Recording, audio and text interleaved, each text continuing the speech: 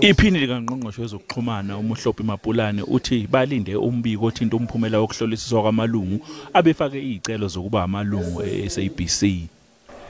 Impressing on the committee, but as you know, this principle of separation, we don't have much to say in parliamentary processes, except to urge the committee. So finally, we have been assured that they will be finalizing it on Thursday. Kodwa ke leli lungu lithi amalungu azoba ingxenye yebhodi le-SABC azobe semingomumo ngolwesine khona kusasa. They've assured us that in the afternoon on Thursday, they will then be meeting to adopt the committee report.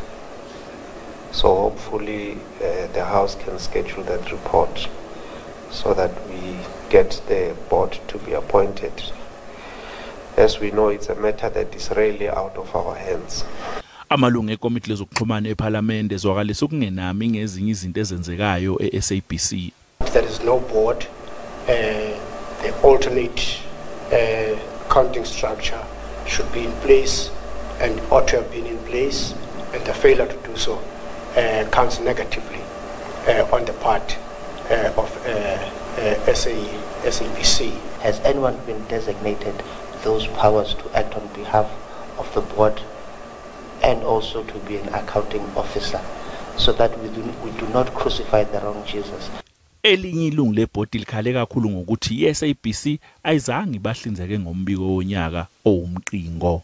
First of all, the annual report, Mr. Chairman, is not available in hard copy at Parliament, which I find completely unacceptable.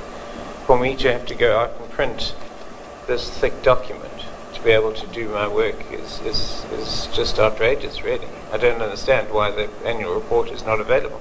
Ngokhalvin wakwadludla eindabeni ze-SABC.